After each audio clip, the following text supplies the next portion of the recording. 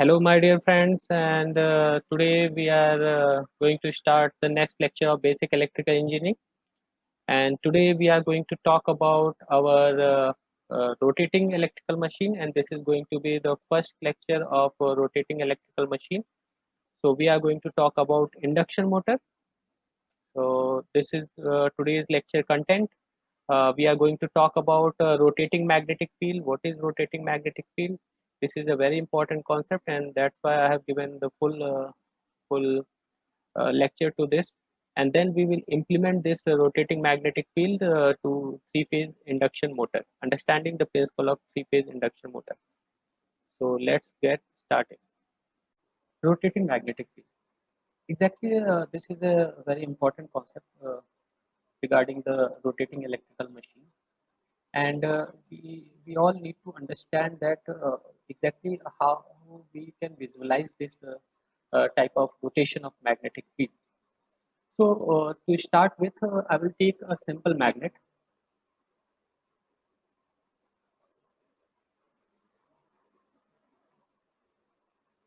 So this is a bar magnet. So we know magnetic fields comes out from north and goes back to south.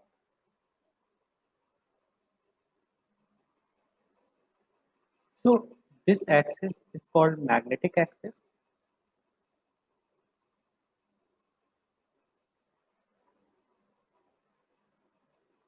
and perpendicular to this is called neutral axis.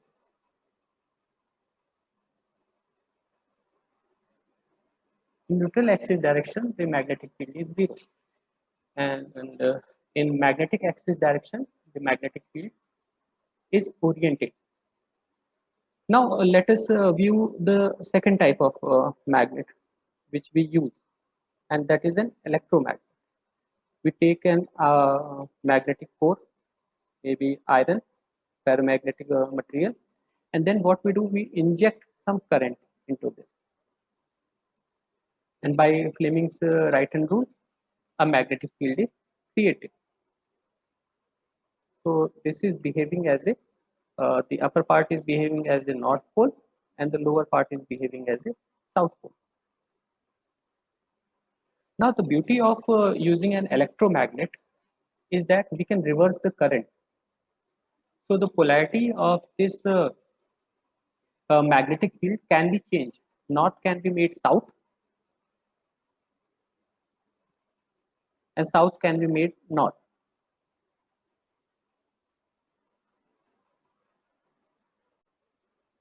So this feature is not present in a real magnet, in a bar magnet. The magnetic field are fixed in a bar magnet, but it can be reversed in this electromagnet. This simple nature of electromagnets is used to generate rotating magnetic field. So let us see how we can do that.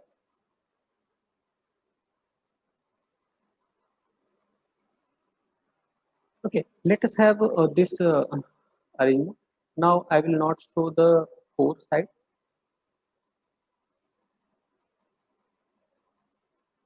So this is a simple arrangement in which two coils are displaced by 90 degree. Means coil, this is coil 1 and this is coil 2. So here the magnetic axis is in this direction, and in this coil the magnetic axis is in this direction. Let us say this is X and this is Y. So we know this coil can generate magnetic field, pulsating magnetic field in its own magnetic axis. So coil 1 will generate magnetic field on Y axis, and coil 2 will generate magnetic field in X axis. Now let us excite this.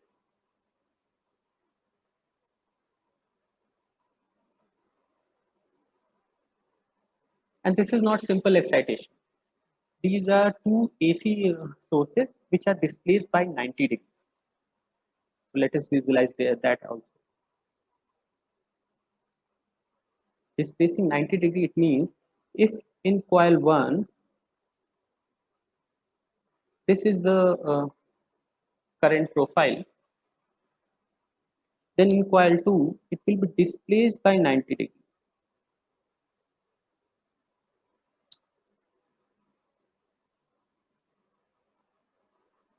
Okay, so we can say this has to be phase 1 and this has to be phase 2.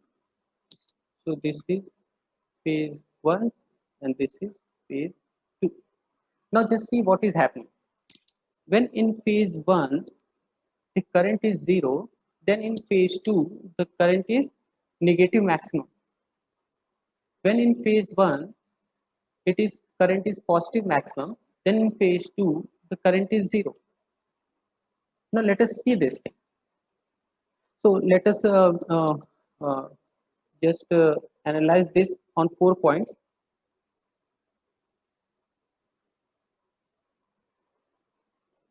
Let us say T1, T2, T3 and T4.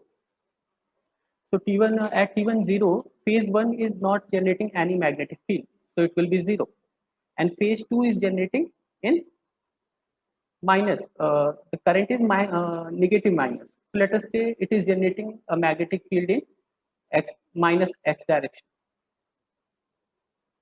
Okay, this is at T is equal to T1. Now let us analyze on T is equal to T2. Now phase 1 is maximum, positive maximum, and phase 2 is 0. So now the magnetic field will be on the y-axis, because it is the coil 1 can generate magnetic field in y-axis only, but positive. Now let us study on T3. So at T3, the phase 2 is maximum and phase 1 is 0. So phase 2 is maximum in positive direction, so this will be your T3 is equal to T3. And then at T4, the magnetic field can be seen as to be like this. Now just see the magnetic field. First it was in minus x direction, then plus y direction, then plus x direction, then minus y direction. Again, if you go on till infinity, it will be rotating in nature. Now, the magnetic field is rotating in nature.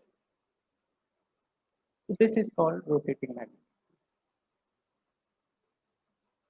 So I will also give a mathematical derivation as well, and an animation as well to just fix this concept into your mind. So this is called a two-phase.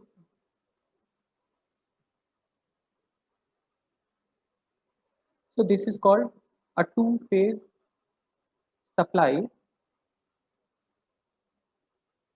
injected to 90-degree, or we can say two-phase winding, where each phase is or each coil is displaced by 90 degrees.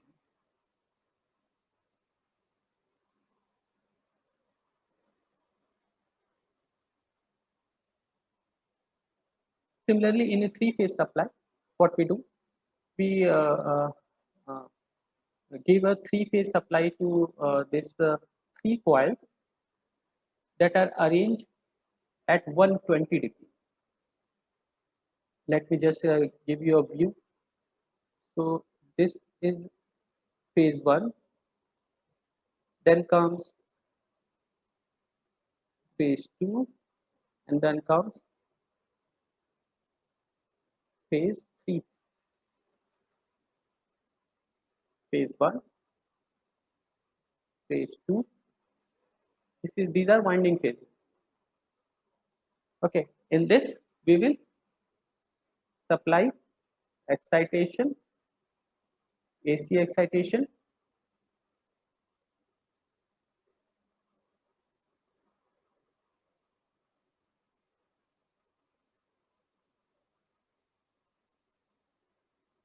so you can see the magnetic axes are displaced by 120 degree here,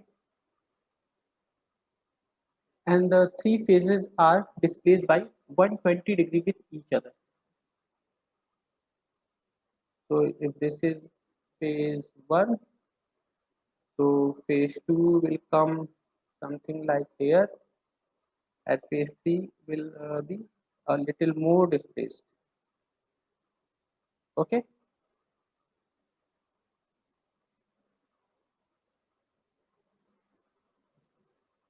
So this is phase 1, phase 2, and phase 3. So all these phases are displaced by 120 degree. In two phase, we have seen that it is displaced by 90 degree. Here it is displaced by 120 degree. And also the coil arrangement is also placed at 120 degree with each other. All the magnetic axis of each uh, phase is displaced by 120 degree. If we will solve this mathematically, then we can see that the resultant magnetic field comes out to be a rotating magnetic field. So in next few minutes, we will start the derivation. So let us make a 2D plane.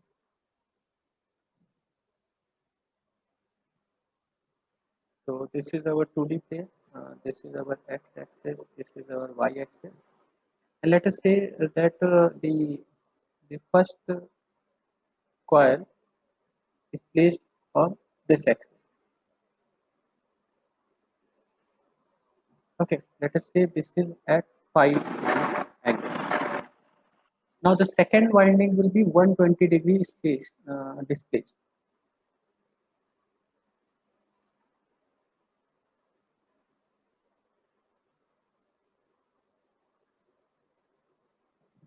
Let's say this is okay, and the third will be on this side. So these are the three windings.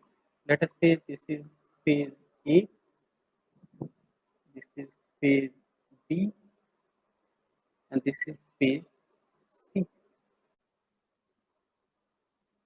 Now in this three-phase winding, we will put excitation. So in A phase, we will put an IA current that can be denoted by IN cos omega t. Now the second phase, the B phase, will have a current IB, that is IN cos omega t plus 120 degree. 120 degree displaced by A phase. Now IC will be having same maximum current, but this will be displaced by another 120 degree.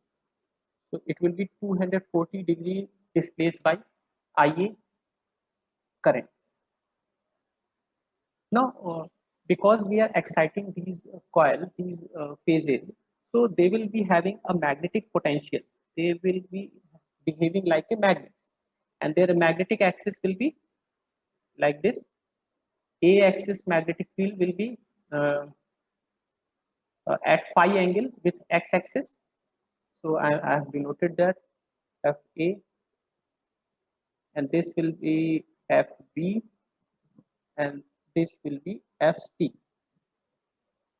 Now, if we take the component of these FA, FB, and FC on x-axis, then see what is the result. So FAX will be the magnetic potential of A phase coil cos phi, isn't it? And FBX will be FB cos of phi plus 120 degree, and FCX will be FC cos of phi plus 40 degree. All these magnetic field generated by each phases.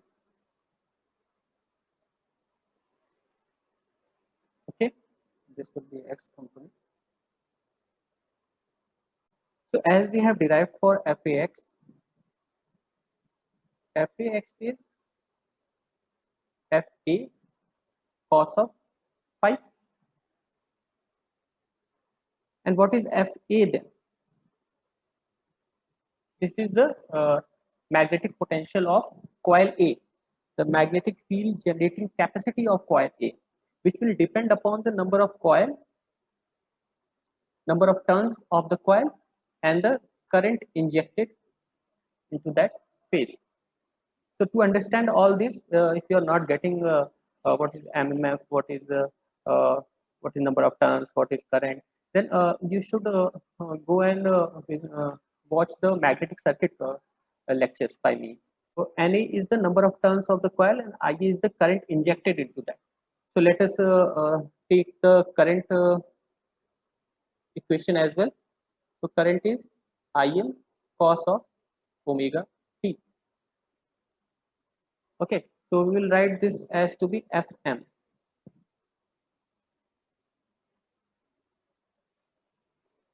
cos of omega t. So from here we will get Fax as to be Fm cos of omega t and cos phi. So we can write for Fdx as to be Fm cos omega t plus 120 degree, because here the current was 120 degree leading with A phase, and the windings are also displaced by 120 degree, so we can write it here like this. Similarly, Fcx can be written as Fm cos of omega t plus 240 degree cos of phi plus 240 degree. This is to be observed that all the MMFs are having same maximum MMF Fm, because all the coils are having same number of turns, and the current being injected is having the same maximum current Im. Okay, so the resultant MF now can be written as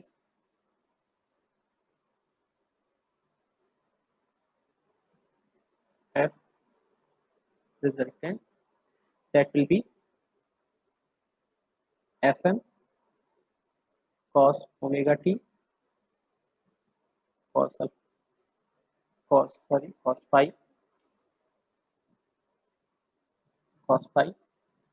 plus Fm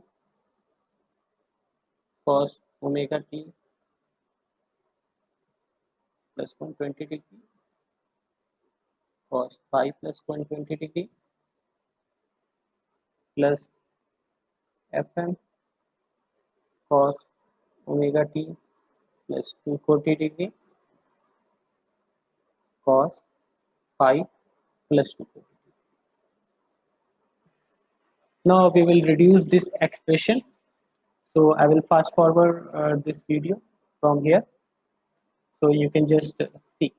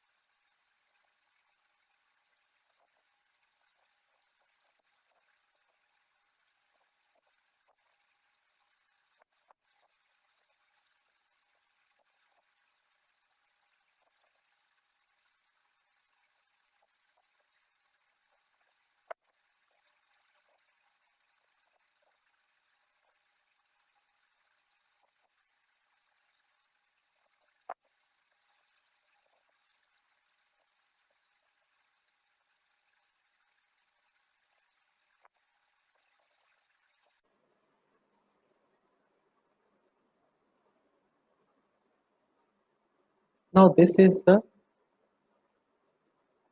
expression for resultant MMF. We can observe this as to be a rotating magnetic field which is rotating at omega radian per second. Phi is constant, and this you can see this is 1.5 times the maximum flux that can be generated by any of the phases. So this visually can be understood as like this. If you cannot understand this directly, that this is a rotating magnetic field, then we can help it out. For t is equal to 0, just see it will be cos minus phi or cos phi. So it will be like here. Okay, so this is your T Fm by 2 cos phi. Okay, so the real magnetic field is this one.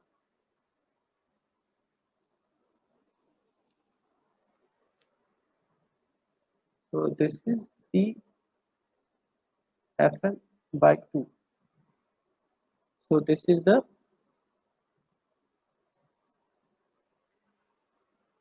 reflection of this magnetic field on the x direction. Now as we go on increasing the time, so this angle will start changing. Okay, here it is phi.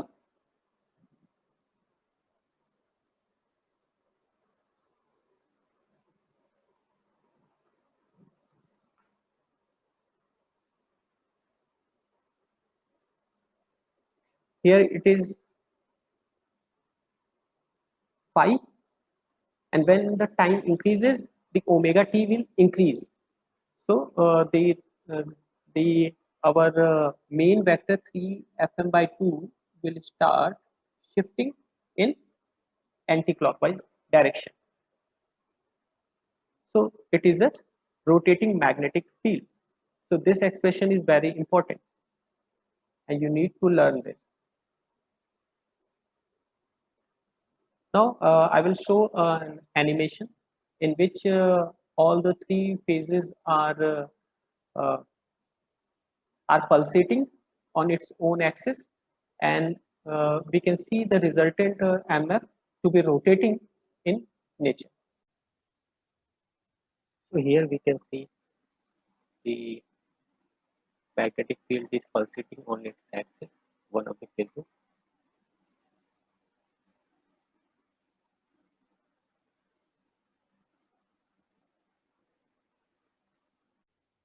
Here we can see all the three phases that are pulsating on its own axis.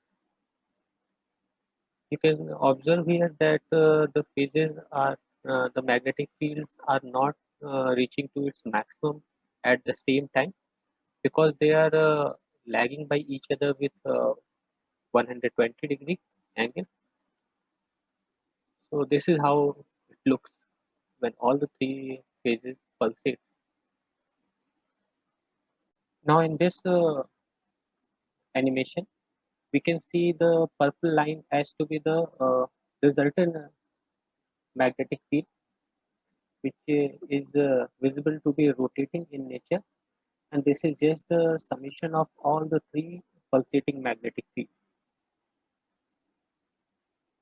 So we can see it is the resultant magnetic field is going maximum up to 1.5 times uh, the single phase MF. So this is how exactly how a rotating magnetic field is generated. So let us understand the effect of rotating magnetic field in three-phase induction motor. So I will assume a very simple structure. Let us say this is a bar magnet, north and south pole. Okay, and here we are having another north and south pole. So here this the bar magnet in the center can rotate on its own axis. So what will happen here? Here the North Pole will be attracted towards the South Pole, and the South Pole will be attracted towards the North Pole. So after some time, this rotor magnet will take this position. So the force experienced by this bar magnet at the center is due to the torque experienced by this bar magnet. So this is just because they want to align their magnetic axes. So this rotor magnet, the bar magnet at the center, will try to align itself with the outer magnets. Now just assume that these north and south rotors, the outer rotors, are rotating in nature. They are not rotating. They are shifting their position with respect to time. So what you feel, what will happen to the rotor magnet, to the bar magnet at the center? It will also start rotating. It will try to follow the outer magnets. So similar thing happens in three-phase induction motor. What we do,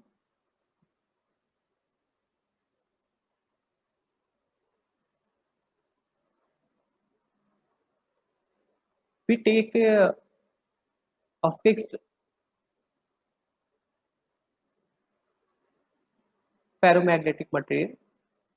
This is fixed with the ground. We call this as to be stator. What we do, we put windings on here, on this stator. The real structure I am not showing, just to not confuse you with the other things. You just assume that these stators are having three-phase winding. So what is the three-phase winding? Each phases are displaced by 120 degrees. And what we give three-phase supply to this. So three phases which are 120 degrees displaced as well. So when you do this, so you get a rotating magnetic field.